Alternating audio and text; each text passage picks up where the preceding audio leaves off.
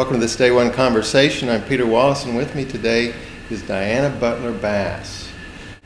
Thanks for talking with us, Diana. Well, thank you for having me, Peter. I really am glad to be with you today. I've heard you call yourself a contemporary historian. You're a historian, but you're also looking at what's happening now and putting things in context. How would you say more about that? Most historians study the far past, and my specialty area when I was in graduate school was studying American religion. So I was never a historian of the 2nd century or medieval Christianity. I was always a historian who was doing fairly recent stuff within the last 200 years. So there's a level at which all of my history is contemporary. At least that's what my very traditional historian colleagues would always tell me. Oh, you people who study 19th century, you're studying journalism. That's not history. So there's always been, I think, that interest in me to look at the events of the more recent past rather than just the distant past. What my work has turned towards most recently is to take my tools of analysis and being able to read texts historically, and to try to take those skills and apply them to things that are going on around us, and to ask a question that is hard to ask, but I think it's an important question to ask. If I was standing 100 years from now, what story would I tell about Christianity in America in the year 2009? And to see if I can develop that kind of historical sensitivity to my own time by imagining myself in the future. So when I say I'm a historian of contemporary times, that's one of the things that I'm trying to do. Not just be a journalist, not just sort of report the news ad hoc, but to give a more narrative, interpretive sensitivity to the telling of the story of our own times. In your new book, you trace an alternative history of Christianity. First of all, set the context for us. How would you describe the standard history of Christianity? There's been a lot of contention over what a standard history of Christianity should look like in the last few years. And a lot of historians have rejected the idea that you could ever even tell the whole story of Christianity because it's too complex, that it's too, that there are too many interest groups that have entered into the telling of the story, and they've given up the idea of writing a whole synthetic history. So there's that sort of group of historians. And then there are other historians who, I think, seeing the vacuum, have moved in and created what I would call triumphalist sorts of histories. And those have mostly come from the Christian right. You have a whole set of history textbooks that are used primarily in Christian schools that tell stories about how Christianity wins through time. And those are very influential, even though they might not make New York Times bestseller lists. There's this kind of undertow of these triumphalist stories in our culture. So I think that people have either given up on Christian history or they're telling it very badly.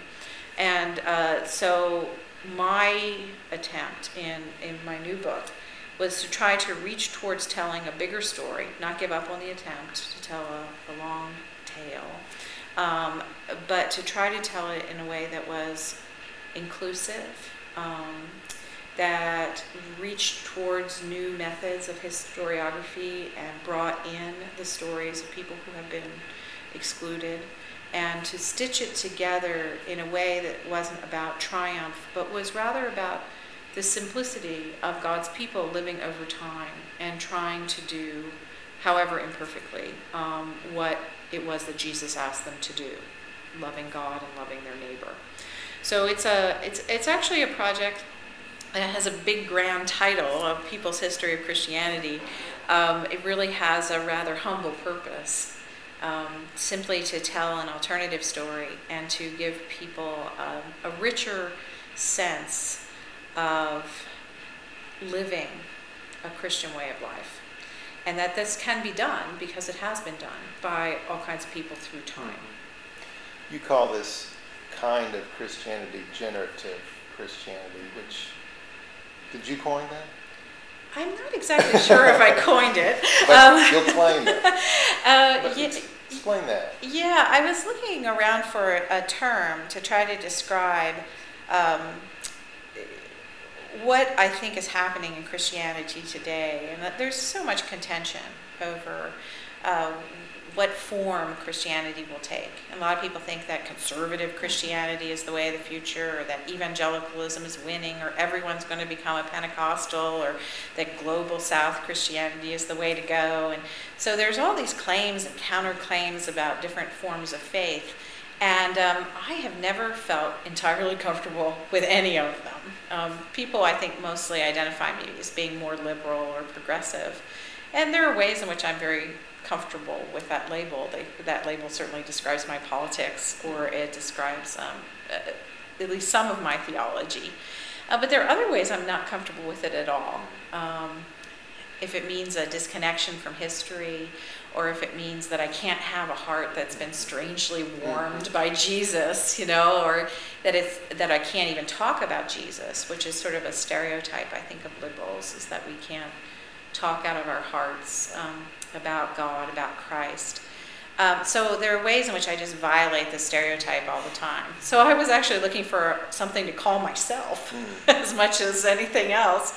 And I came to this word generative. And what it means for me is that there's, I think, a kind of Christianity that is being formed in the late 20th and early 21st century. It's a Christianity that emphasizes new birth and transformation, and that has as its heart the ability to generate new life and new possibilities where none previously existed. I actually think that President Obama talks about this kind of Christianity a good deal. And the people who want to sort of claim him, say, as a liberal Christian, are actually kind of a little baffled and disappointed at this moment, because he doesn't fit this sort of stereotypes of what old-style liberalism looks like. But instead he talks about forming new communities, about creating post-partisan sort of policies.